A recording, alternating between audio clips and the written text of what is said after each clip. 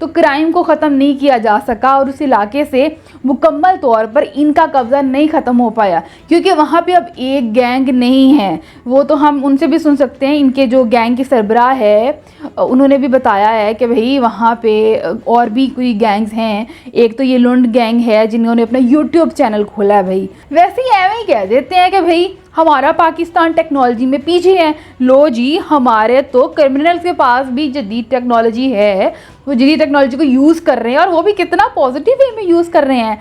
मतलब पाकिस्तान को हमें बदनाम क्या हुआ है कि हम लोग नेगेटिव चीज़ों को फैलाते या यूज़ करते हैं। हम तो भाई हमारे क्रिमिनल्स भी पॉजिटिव यूज़ कर रहे हैं यहाँ पर टेक्नोलॉजी का। यूट्यूब चैनल खोल लिया उन्होंने अपना, जिसमें एक तो उन्होंने भरपूर नुमाइश की है असले की। तो इस नुमाइश का मकसद ये भी होगा कि भाई हमसे डर के रहो, भाई हमारे पास बड़ा असला मौजूद है। खैर कितना ही असला हो, हमारे इदारे इतने भी कमज़ोर नहीं है कि इन पर काबू ना पा सकें। इस पर कोई प्रॉपर ऑपरेशन होना चाहिए, इसको ख़त्म किया जाना चाहिए। और जैसा कि मैंने शुरू में भी बताया कि जो भी क्रिमिनल होता है, क्राइम होता है, उसकी कोई वजह होती है। अब अगर हम इनकी एग्जांपल लें, एक तो इनको आदत पड़ गई हुई है क्राइम करने की, वहाँ पे एजुकेशन नहीं है। अब हम क्रिमिनल को जाके पढ़ा तो नहीं सकते हैं ना, ऑब्वियस सी बात। लेकिन ये है कि जितने भी वहाँ पे गैंग्स हैं ना, उनके सरबराहान को पकड़ा जाना चाहिए। या जैसे पुलिस ने इनाम भी रखा हुआ है कि ये जो स्पेशली जो लुंड गैंग के सरबराह हैं, इनको जो भी मारेगा, इनकी गर्दन की कोई कीमत करोड़ों में रखी हुई है कि जो भी मारेगा तो उसको वो दी जाएगी। या जिस तरह भी पुलिस को, हमारे इदारों को बेहतर लगता है, इनके जो सरबराहान हैं उनको पकड़ा जाना चाहिए। और वहाँ के जो बाकी लोग हैं ना, हो सकता है वो क्रिमिनल हों, लेकिन उनको ना बेसिक जो नीड है ना, बेसिक जो ज़रूरियात हैं उनकी, वो पूरी करने की कोशिश की जानी चाहिए। उनको बेसिक जो नेसेसिटीज़ हैं, फैसिलिटीज़ हैं, उनको फराहम की जानी चाहिए। उनको एजुकेशन का कुछ वे होना चाहिए, वहाँ पे कोई स्कूल लेवल पे कुछ चीज़ें की जाएं ताकि लोग एजुकेटेड हों, एजुकेट हों, ताकि उनको पता हो कि हम इस क्राइम के अलावा भी कुछ कर सकते हैं।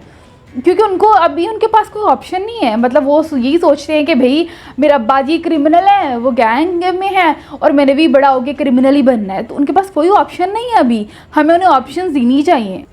और इसके अलावा हम जो नया ट्रेंड सुन रहे हैं हनी ट्रैप, वो भी इसी इलाके से शुरू हुआ है। हमारा जो माइंड होता है ना, वो प्रोडक्टिव तो होता है, बट हम उसको किस तरफ लगाते हैं, कहाँ पे यूज़ करते हैं, वो डिपेंड करता है। अब जब कोई क्रिमिनल होगा वो क्राइम में लगाएगा, तो नए नए तरीके ढूंढेगा किस तरह से क्राइम करे। एज इट इज़, कोई बिजनेसमैन होगा बिजनेस में वो सोचेगा, पॉलिटिशियन होगा तो पॉलिटिक्स में सोचेगा, ऐसे कोई क्रिमिनल होगा तो वो क्राइम में नई चीज़ें सोचेगा। तो इन्हीं की तरफ से ये जो हनी ट्रैप वाला सीन आया है, ये इधर कच्चे के इलाकों से आया है कि उन्होंने लोगों को ट्रैप करना शुरू किया। हालांकि हमारे वो जो क्रिमिनल हैं इसमें वो बड़े देसी से दिखते हैं, लेकिन उनकी दिमाग आप चेक करो। उन्होंने ये हनी ट्रैप वाला जो सिनेरियो उन्होंने शुरू किया कि लड़की की आवाज़ टेक्नोलॉजी के ज़रिए यूज़ करके लोगों को फंसाते हैं, कॉल के थ्रू उनको बुलाते हैं वहाँ पे।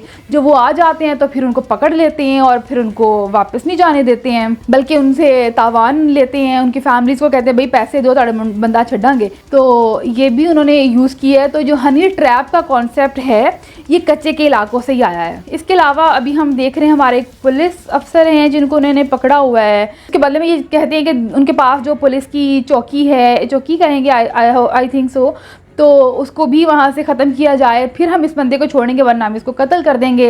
हम देख रहे हैं काफ़ी बुरी हालत में उसने बिठाया हुआ है उन्होंने।